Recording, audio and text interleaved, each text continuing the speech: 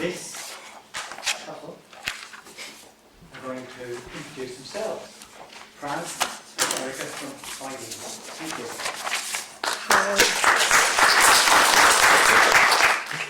Hi, so my name is Erika Renedo and I'm here with Pras Gunasekera. We met here at St Martin's during our MA Industrial Design Studies, and due to shared interests, we started this new initiative whose aim is to explore how design can make a positive contribution to mental health.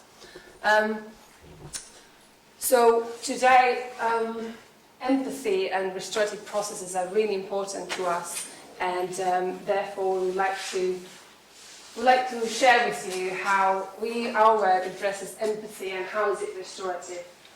This page is to guide you through our contents of the presentation.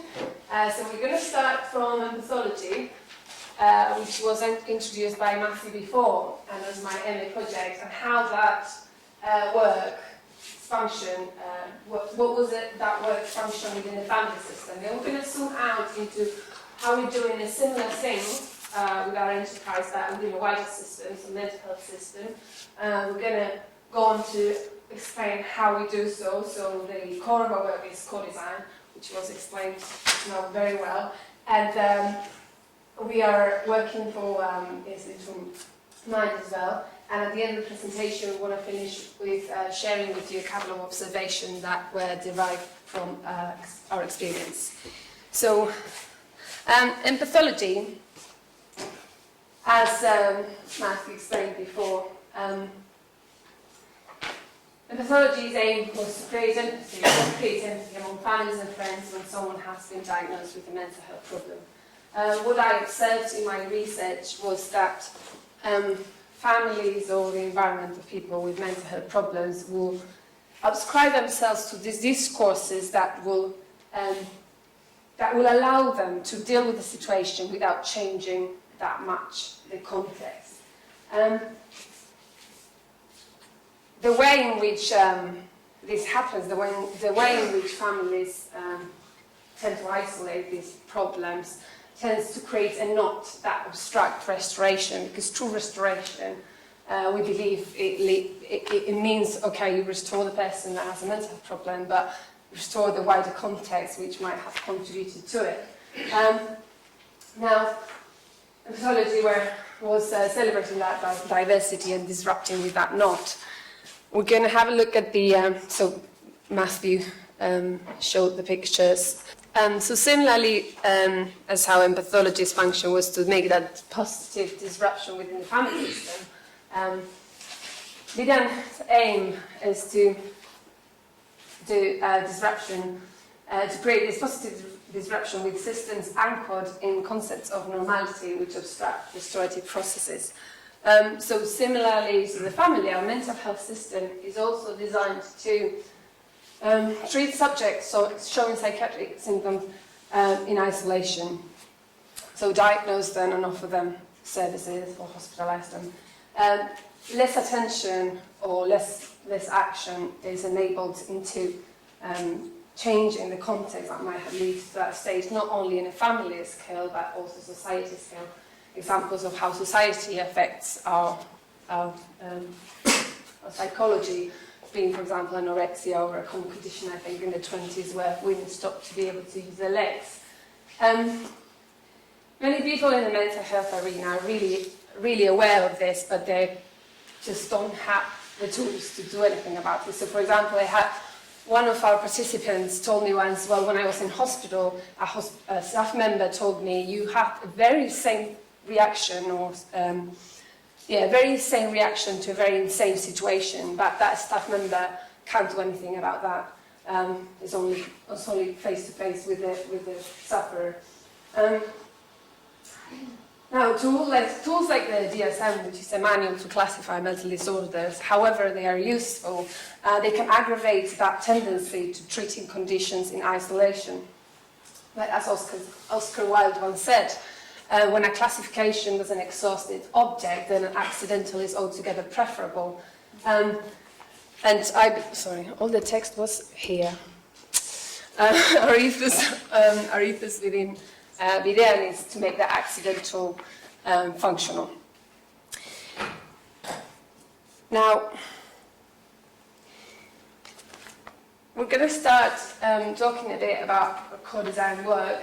Pras is going to explain the methodology later, but we're going to start by sharing with you some design ideas that have been created by our participants who are people, same again, diagnosed with psychiatric conditions, or created by that third space that was explained before. So some of the ideas range from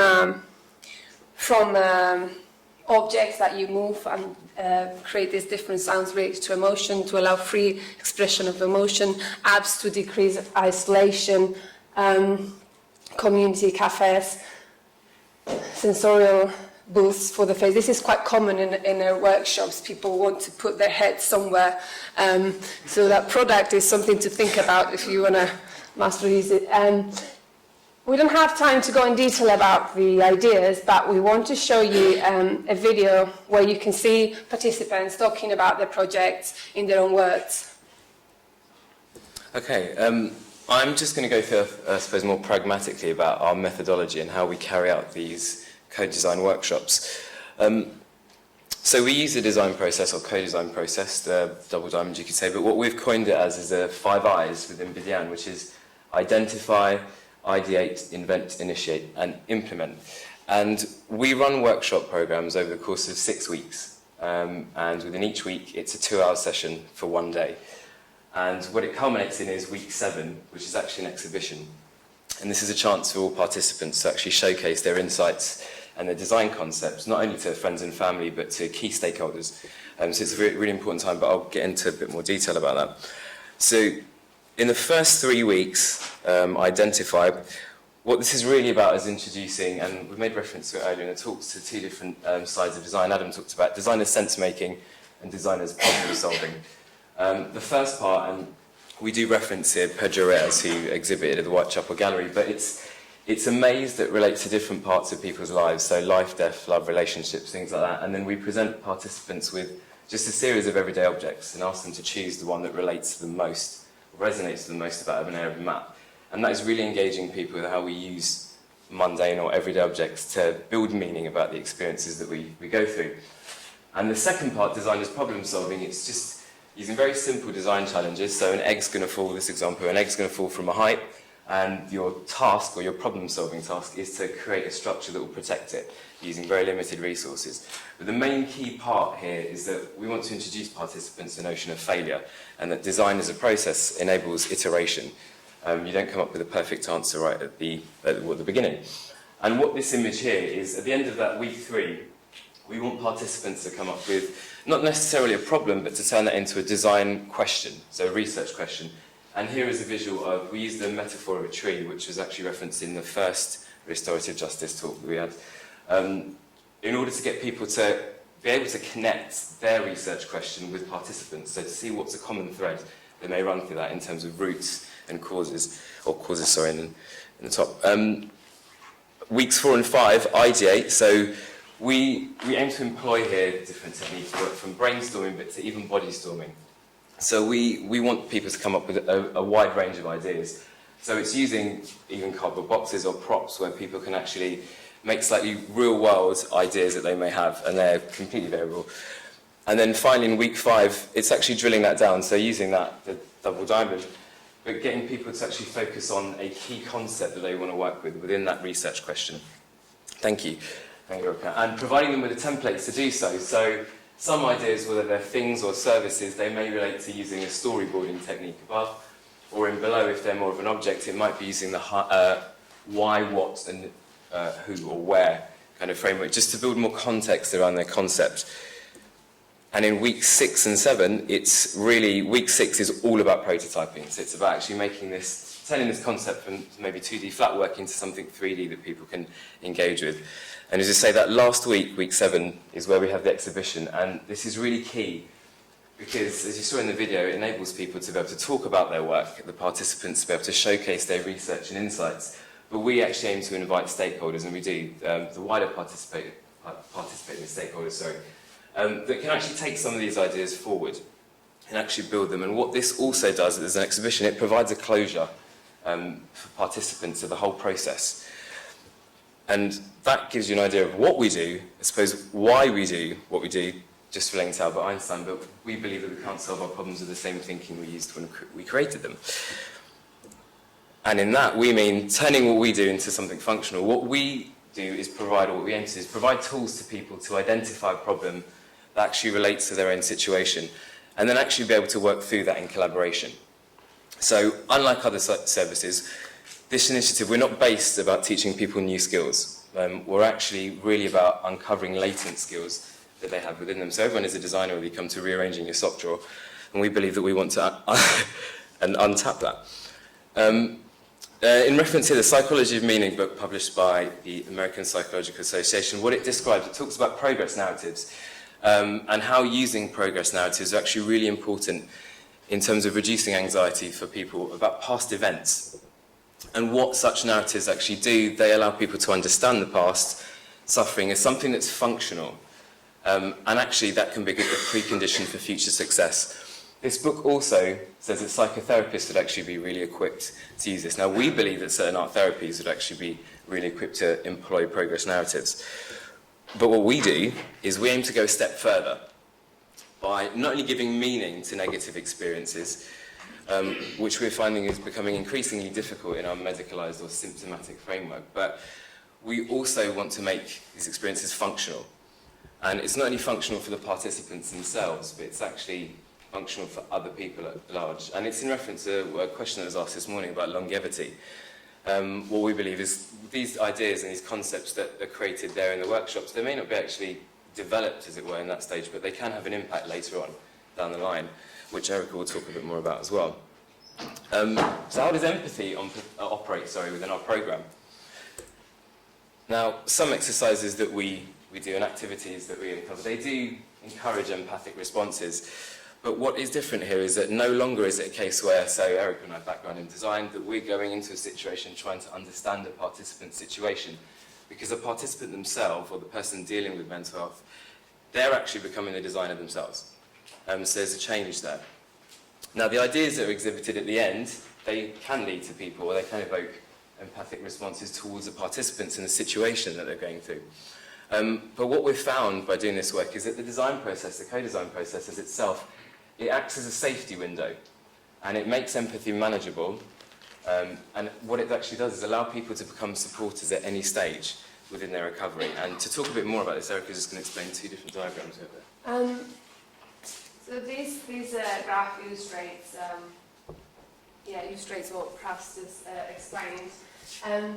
These lines are, as you can see, time, and these other ones represent individuals. I'll give you names as an example. The black part are the darkest or greatest, the worst moments of distress, and it gets cleared when people get better. What we found out is like the most common peer-facilitated recovery strategies. This is not before the person starts to feel better and starts to recover, that they are able to support, at least formally, so running their own groups of support other people. And so this happens, so for instance, if someone that is highly paranoid or depressive, someone else in a similar state, they might help each other, but if it's one-to-one, they might as well do the opposite. On the other hand, not everyone is going to arrive to that stage in the first place, so you can find that a lot of people will feel that they fail to give back to society, or that they don't feel a purpose. So what I think is unique about co-design in this context, in mental health, is that people, they enter, when they come to the co-design workshop, they enter an imaginative framework, an empathic, borrowing from the last presentation, empathic attitude of being somewhere else. So they know that what they're doing might might support other people in other places and other times, but they're not confronted to face-to-face interaction. So the stress of the responsibility comes down. I guess effective empathy becomes manageable, and people are able to feel that they are supporting other people in any stage of their recovery. Thanks. Yeah, going to, well, how we employ empathic diversity within our workshops. Thanks, Erika. We found the role that empathy plays within this process, it varies and it changes with every group. So within our workshops, we range from, say, the beginning of about 10 participants. And each time, obviously those participants change after each 7-week iteration. And in reference to Simon Baron-Cohen's bell curve, it's just to show obviously the variance in empathic ability across society. But within our groups, we realise that we're likely to encounter a wide spectrum. Some research does suggest that, say, those with schizophrenic or psychopathic tendencies have, say, very low effective empathy, but those with bipolar have extremely high levels of effective empathy. But we don't actually ask for people's diagnoses before they come to our group. That's actually not a concern or not a prerequisite of our work. So therefore, empathy within our workshop programs, that varies and it works across all levels. But as I say, what we found is the design process is really capable of working this. And if anything, it's actually powered by this variation or the ambiguity. And that's in relation to empathy. And this on the right is actually the recovery style, which is a tool that's used within mental health settings at the moment. And it's, well, when someone comes into contact with a mental health service, they fill this out and it charts their progress. The reason why we've made reference to this is because we find quite interesting, I suppose, our critique of it.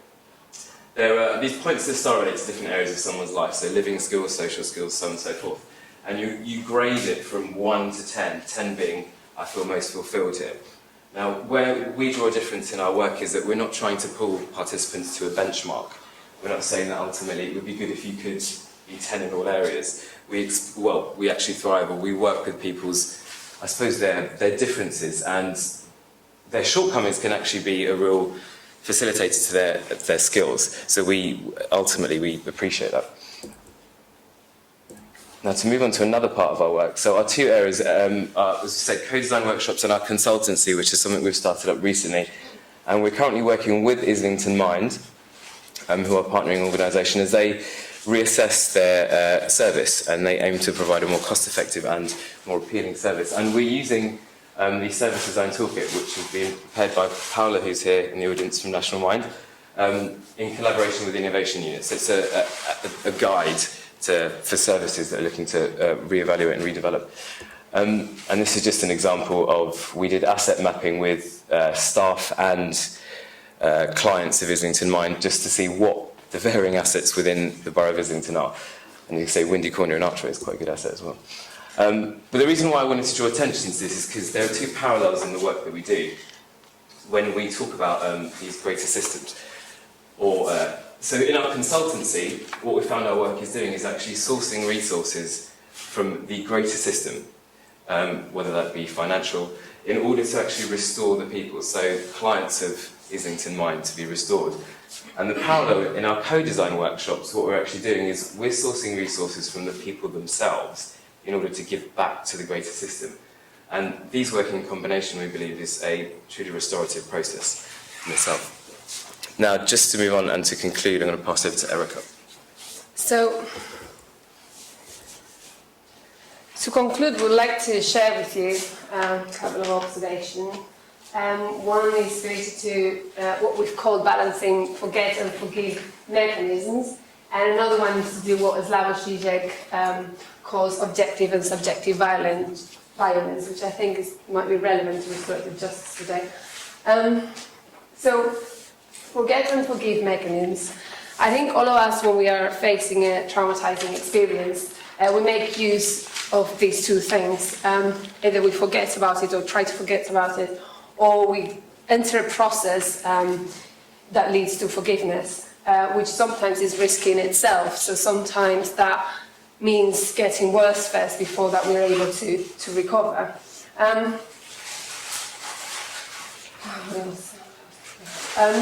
what happens is that, well, I think both they are kind of very useful and latent, very useful mechanism in all of us to make trauma manageable. But what's happening is that the world is getting filled with ready-made forget mechanisms, so drugs, holidays, all sorts of consumables, and the occasions in which to make use of our forgive mechanisms are becoming scarce. Now, when we make excessive use of these forget mechanisms, it's not surprising that after a while we might get symptoms, sometimes psychiatric symptoms. And what happens then is that someone will actually go to try and get some help, and that is usually from the doctor, who is going to present stronger forget mechanisms such as medication. If the person is wealthy, probably is going to access a therapist and go into a process of forgiveness. If not, they might be referred to mental health organisations. I think the beauty of this organisation is that forgive mechanisms are more likely to happen, so they provide a platform to allow for that. What's happening is that these organisations are getting increasingly stretched, and it's not only because of the lack of resources, like staff members having less and less time to dedicate to their clients, but also because of the health and safety policies, which put the responsibility into these organisations. So the stress from staff members, it results in most of the people getting somehow trapped, so somehow becoming unstable but not being able completely to go forward because of that risk that forgiveness involves. What we envision that design can do is provide forgive mechanisms in which the responsibility lies within the affected, the individual, him or herself. On the other hand, so Slavoj Žižek talks about, he describes as subjective violence which is performed by a criminal or terrorist groups as the subject. And he calls objective violence that needs to go on in order to keep things normal, so in order to keep the order. So, for a couple of examples could be CCTV cameras or stop and search. Now, the more aggressive the objective violence becomes, the more cases of subjective violence could occur. I mean, this is his observation. We can agree with him or not. But what we found, what we believe is that something similar might be happening in mental health. So the more sensitive we become to subjective madness, sorry for using these terms, I don't want to be offensive. So the more sensitive we come to subjective madness, or the more easily we call something a mental health problem, the more aggressive objective sanity becomes. And the more that happens, the more the cases of subjective madness increase. So our aim, our ultimate aim is that we believe that co-design is uniquely positioned to break through that vicious cycle by providing a platform in which the subjective madness can interfere with the environment that might contribute to it, and give that platform for those staff members, those people that they are aware of how the situation is affecting their clients, but they can't do anything about it. And that was all. Thank you very much. If you have any questions, anything to